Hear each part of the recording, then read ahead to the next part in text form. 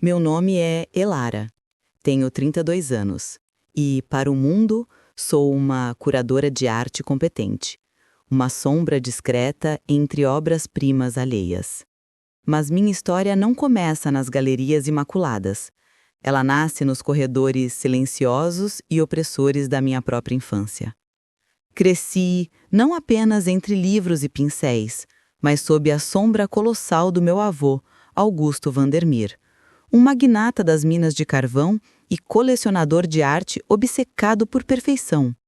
Nossa casa era um mausoléu de mármore, onde cada quadro na parede era uma lição, cada escultura um testemunho do padrão inatingível que eu era obrigada a alcançar. Meu pai, o filho decepcionante que preferiu a paleta de um artista à planilha de um empresário, suicidou-se quando eu tinha 10 anos.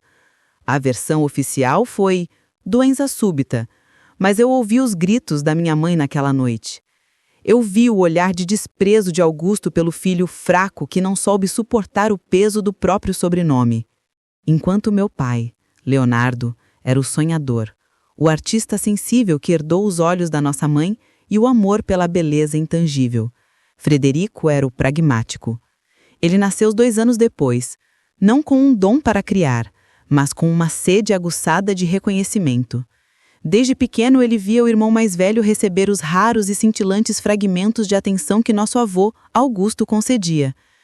Augusto desprezava a arte de Leonardo, mas no fundo era obcecado por ela. Era uma paixão conflituosa, um imã que o atraía e repelia. Frederico, por outro lado, com suas planilhas perfeitas e sua lealdade canina, era simplesmente funcional. Era um móvel bem feito na sala, útil, mas nunca admirado. Frederico se tornou o braço direito de Augusto, não por amor, mas por sobrevivência. Ele entendeu, ainda jovem, que nunca teria o brilho estelar do irmão, então se dedicou a ter o poder terrestre. Ele era o homem que fazia a sujeira necessária para manter o Império Vandermeer brilhando. Enquanto Leonardo fugia para os cafés de Paris com seus pincéis, Frederico ficava até altas horas no escritório, consolidando contratos e enterrando os escândalos da família. Acreditava, com uma fé quase religiosa, que essa lealdade cega um dia seria recompensada, que ele seria o herdeiro legítimo, o sucessor que Augusto sempre quisera. A morte de Leonardo deveria ter sido a sua coroação. O filho problemático se fora, mas não foi isso que aconteceu. Augusto, em seu luto perverso e silencioso, tornou-se ainda mais obcecado pela memória do filho que perdeu. Ele começou a colecionar as obras de Leonardo de forma secreta e doentia. E pior, seus olhos se voltaram para mim, Elara, a filha do fraco. Ele via em mim os mesmos olhos verdes de Leonardo, a mesma intensidade silenciosa. E Frederico via isso. Ele via o patriarca, a quem dedicou a vida, agora vendo no fantasma do irmão em uma neta mulher um legado mais digno do que nele, o filho leal. Frederico não agiu apenas por ambição. Agiu por um ódio que fermentou por décadas. Ele invejava a liberdade com que Leonardo viveu e morreu. Enquanto ele se algemou ao império, Leonardo ousou ser feliz, mesmo que brevemente. Minha conexão com Kael, um artista como meu pai, naquela Paris libertina, foi a repetição do mesmo pecado. Eu estava vivendo a vida que meu pai teve e que Frederico nunca ousou ter. Ele não queria apenas me punir, queria punir o fantasma do irmão através de mim. Com a morte de Augusto se aproximando, ele já estava doente, algo que só Frederico e eu sabíamos. Ele via o poder escapando. Eu era a única herdeira de sangue direto. Se eu assumisse o controle, ele seria, na melhor das hipóteses, um empregado bem pago. Na pior, seria descartado como a ferramenta velha que era. A chantagem era sua jogada final para me controlar, para me colocar de volta na gaiola e governar o império através de mim, o fantoche aterrorizado. Em sua mente distorcida, ele realmente acreditava, em parte, que estava protegendo o legado Vandermeer. Para ele, nossa família era uma fortaleza, e a arte de verdade, a paixão desmedida, eram invasores a serem combatidos. Minha sexualidade expressa, meu affair com um plebeu eram brechas nas muralhas. Ao me expor e me forçar à submissão, ele estava, em seu código Warped, salvando a família da decadência e da desonra que meu pai representara. Frederico não era um monstro unidimensional. Era um homem que, ao passar a vida inteira tentando ganhar o amor de um pai incapaz de amar, tornou-se uma criatura desse mesmo vazio. Sua crueldade para comigo era o reflexo da crueldade que Augusto infligiu a ele durante uma vida inteira. Quando ele sussurrou aquelas ameaças em Paris, seu olhar não era apenas de ódio. Era um desespero profundo. Ele estava lutando pela única coisa que lhe restava: um lugar ao sol na sombra de um gigante que logo morreria e o medo agonizante de ser, finalmente e para sempre, esquecido. Minha mãe, Isabela, tornou-se uma fantasma, vestindo luto não só pelo marido, mas por si mesma. Ela me ensinou a linguagem secreta da arte, a ver a alma por trás da pincelada, mas também me sussurrava nas noites mais escuras: não seja intensa demais, Elara. A intensidade assusta, a intensidade destrói.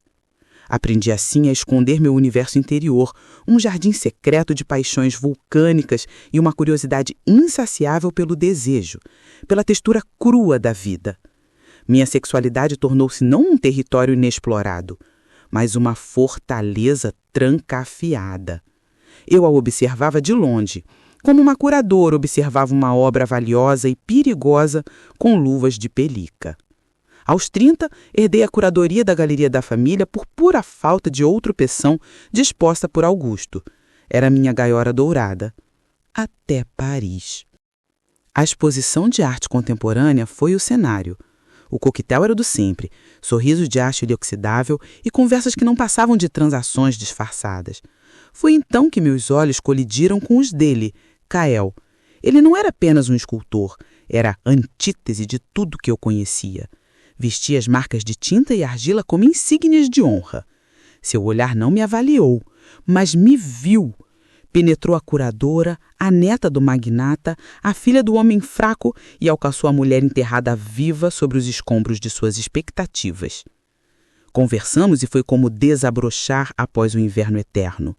Ele falava de arte não como um investimento, mas como respiração. E quando a conversa migrou para os silêncios, eu senti o pavor e o êxtase daquela conexão. Ele me levou ao seu ateliê, um caos sagrado cheio de fantasmas de pedra e bronze, e lá, sobre a luz prateada da lua, ele me mostrou sua obra-prima inacabada, A Buscadora. Uma figura feminina de bronze, torcida não em agonia, mas em êxtase, no limiar de libertar-se de sua própria forma. Ela é como você, sussurrou Kael, sua voz um ruído áspero e doce, presa entre a forma que o mundo impôs e a liberdade que sua alma exige. Claro, vou mergulhar fundo nesse momento crucial, expandindo cada sensação e significado com riqueza de detalhes psicológicos e sensoriais. A frase de Kael não foi apenas ouvida, ela ecoou em algum lugar primitivo dentro de mim, um baque surdo e profundo que fez tremer as fundações de toda a minha existência construída. Ela é como você. Aquelas 4 palavras funcionaram como uma chave girando em uma fechadura enferrujada há séculos. Um clique quase audível no silêncio da minha alma. E então as comportas se abriram. Não foi uma decisão consciente, foi uma rendição. Permiti-me ser conduzida. Minha mão, sempre tão firme ao segurar pincel valioso ou um contrato, estava trêmula e incrivelmente leve dentro da dele. Sua palma era áspera, um arquivo vivo de seu trabalho, e cada calo, cada textura áspera era um hieróglifo que minha pele ansiava por decifrar. Aquela aspereza não era rude, era real. Era a antítese dos apertos de mãos suaves e das luvas de pelica do meu mundo. A dança silenciosa começou ali, com nossos passos se movendo em direção ao centro do ateliê, um santuário de caos criativo. O ar cheirava a terebintina, a cera de abelha quente e a suor seco. um aroma sagrado de trabalho e transpiração. A luz da lua, agora mais alta, cortava o espaço como uma lâmina prateada, iluminando partículas de pouro que dançavam como espíritos elementais. As esculturas ao nosso redor não eram mais objetos inanimados, eram testemunhas. A buscadora de bronze parecia conter a respiração. A respiração dela parou. Não por medo, nem por surpresa, mas por uma espécie de reconhecimento arquetípico.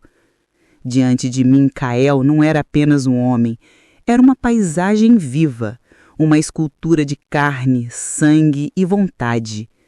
A luz da lua descia em ângulos oblíquos, cortando seu corpo em planos de luz e sombra. Seus ombros largos e marcados pelo trabalho com mármore sustentavam uma postura ao mesmo tempo firme e oferida. O cheiro do ateliê, terra molhada, metal e suor, agora se impregnava com um novo aroma, animal e primitivo, como incenso de um ritual antigo. E então, meus olhos desceram. Ele estava ereto. Não como as estátuas clássicas que eu cuidei a vida toda, frias, idealizadas, desprovidas de verdade.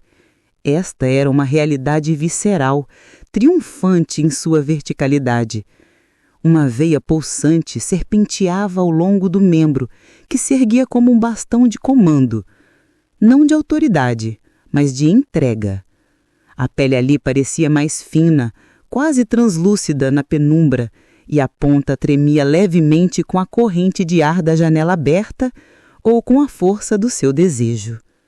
Meu ventre se contraiu, não de repulsa, mas de uma reverência profana. Aquilo não era obsceno, era verdadeiro. Era a materialização do que eu só ousara ler nos poemas proibidos da biblioteca do meu avô. O desejo feito forma. Havia uma beleza aterradora naquele fato. Era o contrário de tudo que me ensinaram. Não era para ser escondido, envergonhado ou domesticado. Era uma afirmação silenciosa e poderosa, uma oferenda e uma demanda ao mesmo tempo. Meus olhos queimavam, minha boca ficou seca. Senti entre minhas pernas um latejar correspondente, um eco profundo e úmido que parecia dizer: sim, eu conheço este idioma, eu lembro deste ritmo. Ele não se moveu, permitindo-me a contemplação, e em seu silêncio havia uma pergunta mais íntima que qualquer toque. Você aceita esta verdade? Você suporta esta nudez? Minha mão, por vontade própria, se moveu em direção à minha própria boca para conter, não um grito, mas um soluço de libertação, porque naquele momento, diante daquela nudez ereta e sem perdão, toda a minha educação, todos os meus traumas, todas as minhas defesas desabaram como um castelo de areia. Aquilo era a vida, crua, exposta, vulnerável e gloriosamente viva. E eu, finalmente, estava pronta para viver também. Ele parou diante de mim e seus dedos encontraram a linha do meu maxilar. O toque foi tão leve quanto o bater de asas de uma mariposa, mas senti como um choque térmico que me percorreu da nuca aos calcanhares. Seus dedos, calejados, traçaram mapas. Essa é a única palavra. Eles não acariciavam, cartografavam. Deslizaram pela curva do meu pescoço, um relevo suave que ele explorou com a reverência de um geólogo diante de uma formação rara. Cada movimento revelava um novo território do meu ser. Sob suas carícias, minha pele deixou de ser uma barreira, tornou-se um pergaminho sensível e ele era o escriba. Ele revelou um continente de sensações que eu, em minha arrogância intelectual, julgava entender, mas que, na verdade, considerava um mito, uma loucura literária. Eu lia sobre fogo no sangue e ondas de prazer, mas achava que eram metáforas. Ele me mostrou que eram descrições literais, físicas, quase violentas em sua veracidade. Cada toque era uma absolvição. Absolvia-me da culpa que minha mãe plantou, absolvia-me do desprezo que Augusto incutiu, Absolvia-me da traição do meu pai por tê-la deixado. Quando sua mão se espalhou sobre as minhas costas, puxando-me contra ele, senti o peso de 30 anos de perfeição imposta se esfacelar. Eu não era mais a neta, a filha, a curadora. Eu era apenas pele e osso e um vulcão de nervos expostos. Cada beijo uma revolução. O primeiro beijo não foi doce. Foi uma pergunta e uma resposta fundidas em um único ato. Seus lábios sabiam de vinho tinto e verdades duras. Foi uma revolução, porque destronou a rainha de gelo que eu havia me tornado.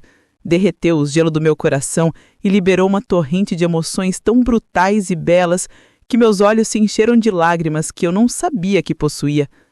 Era o meu próprio governo interior sendo derrubado em um golpe suave e inevitável. E naquele ateliê, cercada por aquelas formas inacabadas que gritavam por liberação, eu me tornei a própria obra de arte. Eu entendi, num clarão de lucidez, que sempre me via como a curadora, a observadora. Agora, eu era a escultura. Não a estátua clássica, lisa e impessoal do Museu Vandermeer, mas uma peça de arte viva, orgânica. Sentia a vida pulsando em minhas veias, o sangue quente sob a pele fria. Minhas imperfeições, a cicatriz discreta no joelho de uma queda de infância, a ligeira curvatura no meu nariz, não eram falhas, eram pinceladas de autenticidade, assinaturas da vida real. Eu era gloriosamente imperfeita e, pela primeira vez, isso era uma causa para celebração, não para vergonha. Entreguei-me não a um homem, mas à própria experiência de existir, sem pedir permissão. Fechar os olhos foi como pular de um penhasco. Havia medo, sim, um frio agudo no estômago, mas havia uma fé cega, uma certeza de que aquela queda seria um voo. Deixei que suas mãos me despissem, não apenas das roupas, mas de todas as camadas de identidade que eu vestia como armaduras. Cada peça de tecido que caía no chão era um disfarce a menos, um fardo abandonado. Quando nossos corpos se encontraram, não foi um simples acoplamento, foi uma conversa. Sua pele áspera contra minha macia, sua força contendo minha vulnerabilidade, que não era mais fraqueza, mas poder. Ele não me possuía, ele habitava-me, e eu o habitava. Nossas respirações se sincronizaram e, por um momento vertiginoso, as fronteiras do eu se dissolveram. Eu não sabia onde terminava Elara e começava Kael. Era um estado de graça, um êxtase que não residia apenas no nervo, mas na consciência. Era minha mente, tão hiperativa, tão analítica, finalmente em silêncio, vencida pela pura sensação de ser. Foi um batismo. Saí daquele abraço, daquele ato, não suja, não culpada, mas renascida. A água desse batismo não era santa, era o suor de nossos corpos e as lágrimas da minha libertação. Ao emergir, eu era nova, os mesmos ossos, a mesma pele, mas com uma alma drasticamente rearranjada. A mulher que entrou naquele ateliê era uma curadora. A mulher que saiu de lá horas depois, ao amanhecer, era a própria obra de arte, finalmente despertada, finalmente viva. E pronta, embora eu ainda não soubesse, para a guerra que viria a seguir. Mas todo despertar tem um preço. Ao amanhecer, regressei ao meu hotel flutuando, apenas para ser recebida pelo sorriso glacial do meu tio, Frederico, o braço direito de Augusto.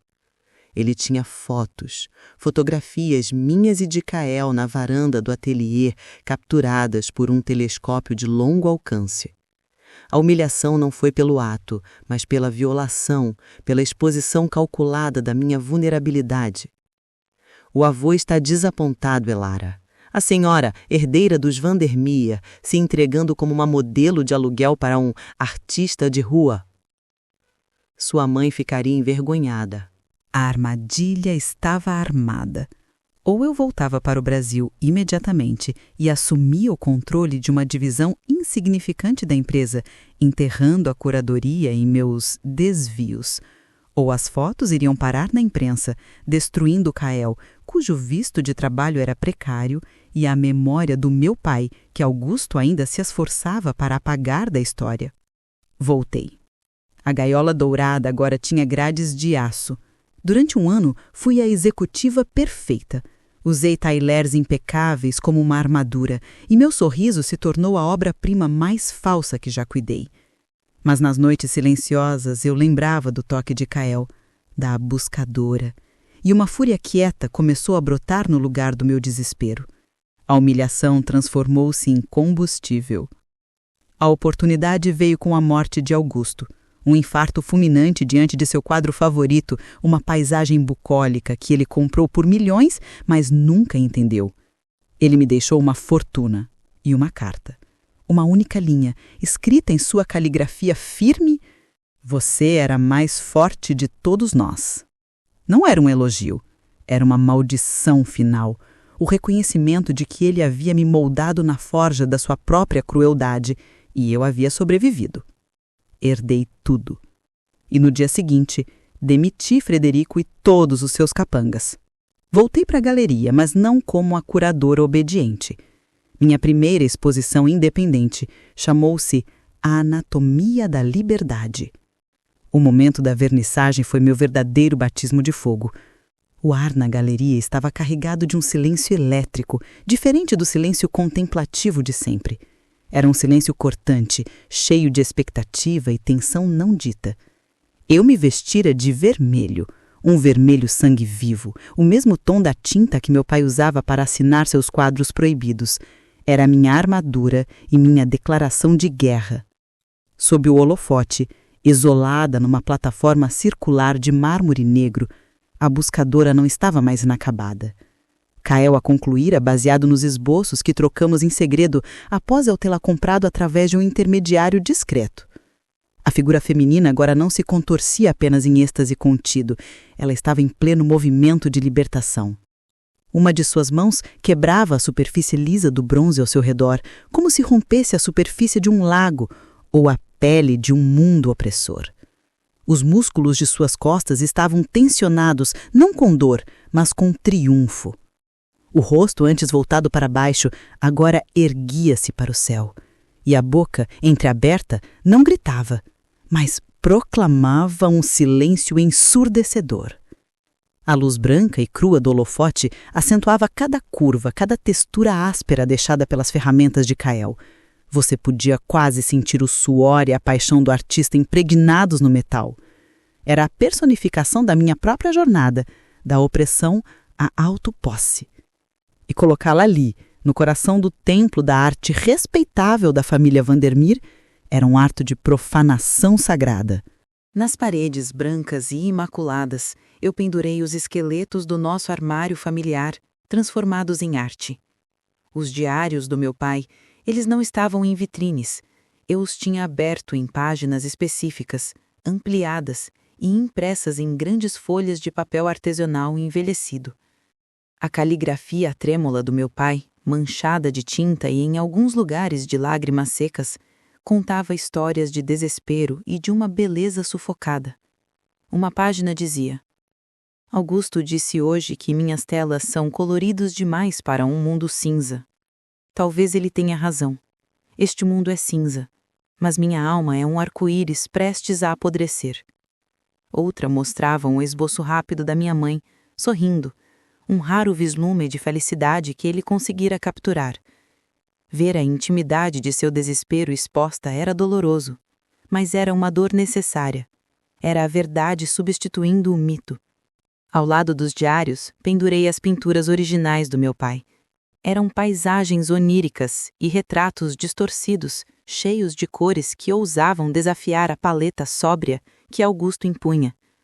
Os traços eram nervosos, às vezes imprecisos, mas transbordavam uma emoção crua que faltava em todos os mestres clássicos que nossa galeria venerava.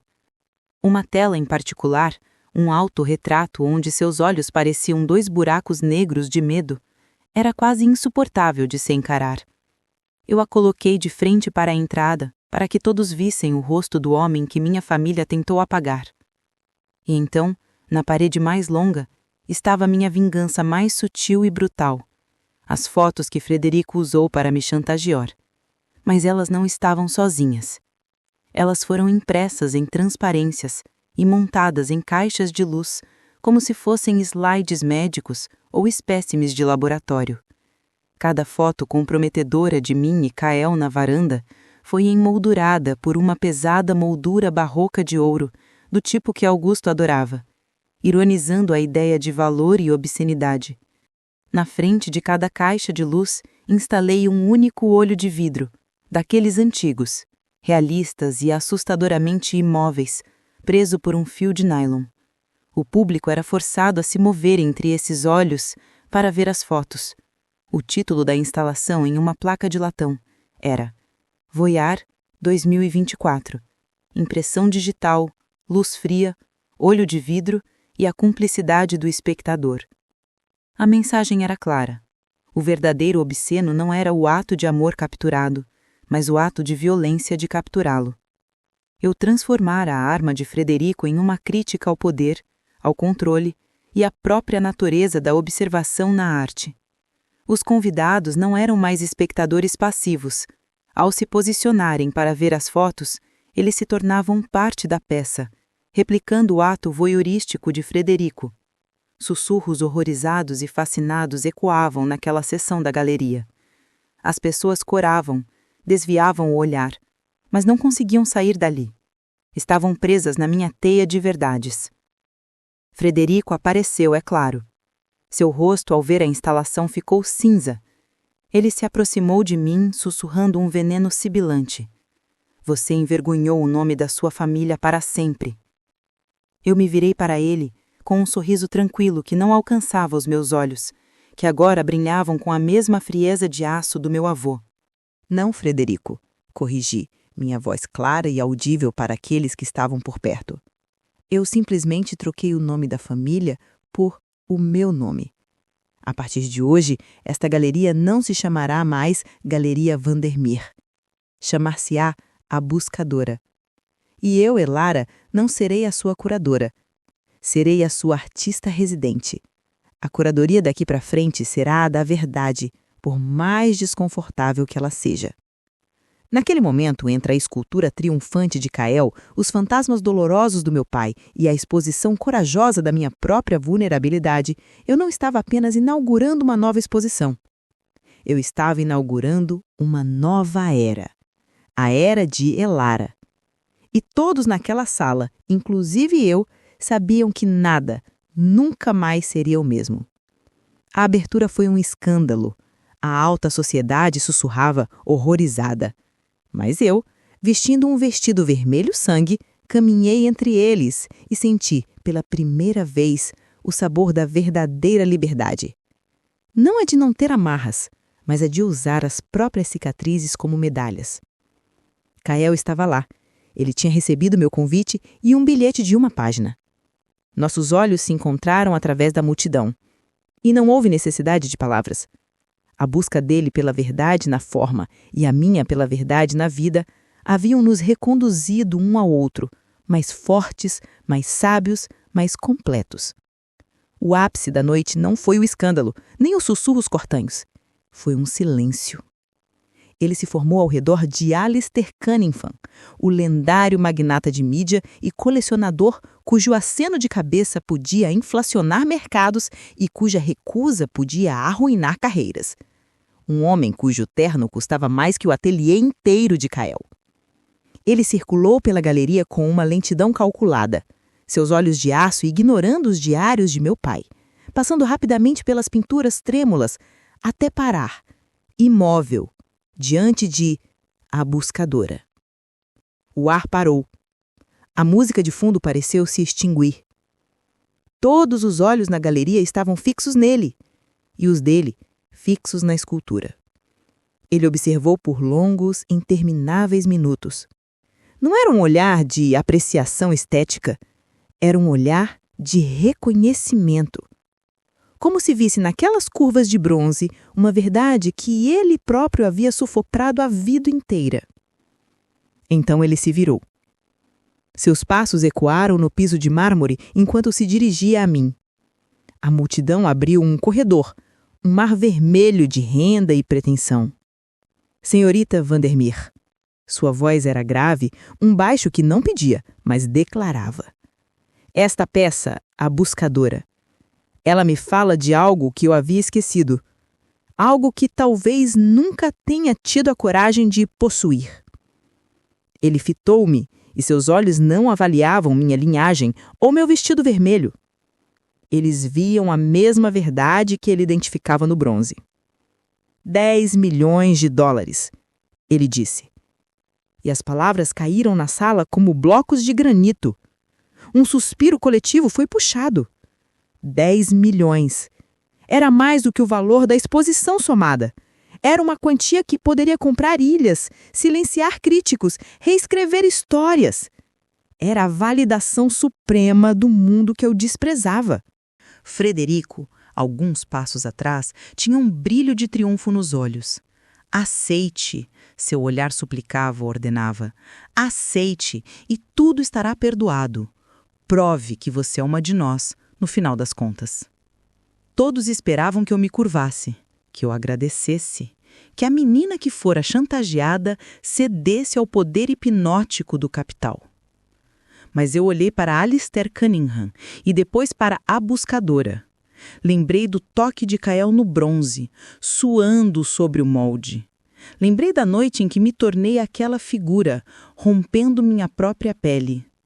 Lembrei do meu pai, que vendeu sua alma em pedaços, até não restar mais nada. E sorri. Um sorriso tranquilo, não de triunfo, mas de paz. Sr. Cunningham, minha voz não tremeu, ecoou clara e suave, como um sino de cristal.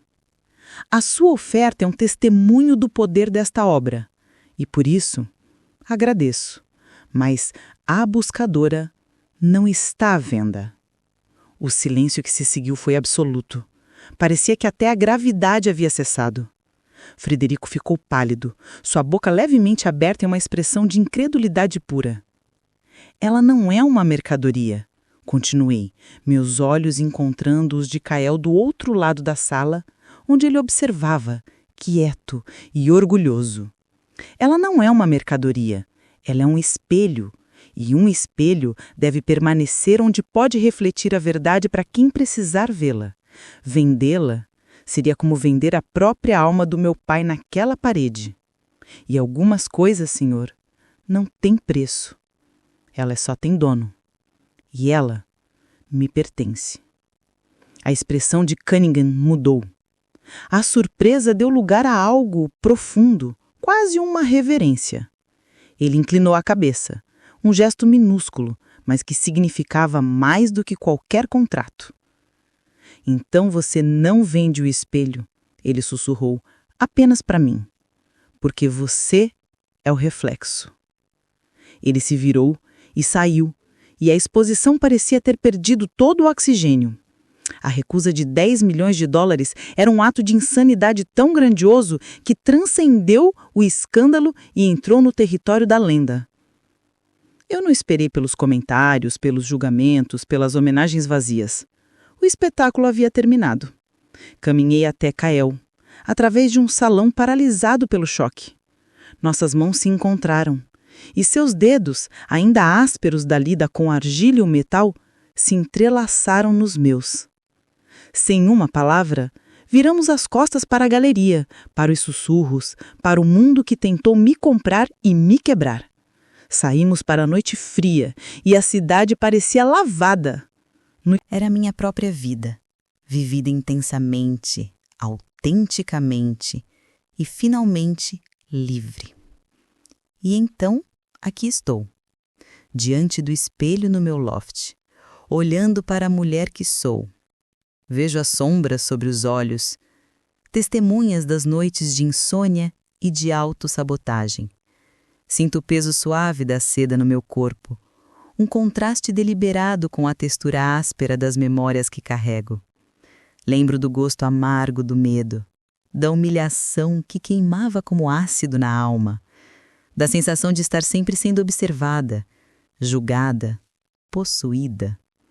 Mas também lembro do calor da lareira no ateliê de Kael, da textura fria e viva do bronze sobre meus dedos, do som da minha própria risada, verdadeira, ecoando pela primeira vez naquela sala cheia de sonhos. Lembro da coragem frágil da minha mãe, que no leito de morte me segurou a mão e sussurrou: "Agora vive, filha. Vive por nós duas." E eu vivi. Eu me permiti quebrar. E ao me recompor, descobri que os cacos formavam um mosaico muito mais interessante e belo do que o vaso perfeito e vazio que tentaram me forçar a ser. Esta é a minha obra-prima, esta vida, com suas rachaduras, suas cores berrantes, suas sombras profundas que apenas tornam a luz mais radiante. A verdadeira liberdade eu descobri. Não é escapar da sua história, mas abraçá-la com toda a sua bagagem pesada e complicada e usá-la como tinta para pintar o seu próprio caminho. E você, que chegou até aqui comigo? Sinto o eco dos seus passos no mesmo chão de mármore que já pisei. Sinto o peso das suas próprias gaiolas douradas, o sussurro dos seus próprios fantasmas familiares, o calor abafado de desejos que você ainda não ousou nomear. Você acha que sua dor é um beco sem saída? Eu lhe digo, ela é o pigmento mais raro da sua paleta. Você acha que suas cicatrizes são falhas? Elas são a textura que torna sua história única, impossível de ser replicada. O mundo lhe disse para se esconder? Eu estou aqui para lembrá-lo. A sua vulnerabilidade é o seu arsenal secreto. Assim como eu, Elara. Precisei ser despedaçada para descobrir minha própria forma. Precisei encarar o olho do furacão do julgamento e da humilhação para encontrar o centro tranquilo da minha própria verdade. E no silêncio que se seguiu à tempestade, eu escutei a pergunta mais importante: que obra de arte você está disposto a criar com os cacos da vida que lhe deram? Porque ouvir esta história não foi um acidente. Foi um sussurro do universo, um puxão de orelha da sua própria alma, lembrando você de que a coragem que você admira em mim já mora dentro de você. É só uma semente esperando por uma única decisão para romper o concreto. Agora a bola está no seu campo e eu preciso saber o que esta história acordou em você. Foi a lembrança de uma paixão que você abandonou por medo? Foi a raiva contida diante de uma humilhação que você engoliu em silêncio? Foi o desejo latejante de ser mais, de sentir mais, de viver mais? Não deixe que este eco se perca no ruído do seu dia a dia. Deixe um like se você se reconheceu em alguma parte desta jornada. É um sinal silencioso, nosso, de que você não está sozinho. Comente abaixo. Qual foi a cena que mais te prendeu? A humilhação de Elara? A redenção? O toque de Kael? Sua palavra é a primeira pincelada da sua própria obra-prima. Inscreva-se no canal agora, porque este não é o fim. É apenas o primeiro quadro de uma galeria inteira de histórias que vão te cutucar, te desafiar e te viciar. As próximas narrativas já estão sendo esculpidas nos bastidores. Histórias de personagens que, como você e eu, carregam feridas e segredos e que vão tomar decisões que vão te fazer prender a respiração. Não corra o risco de perder o próximo despertar. Aperte o botão, tome a decisão e junte-se a nós. O seu lugar nesta galeria de almas corajosas está reservado. O que você vai ousar criar hoje? A sua próxima história começa com um clique.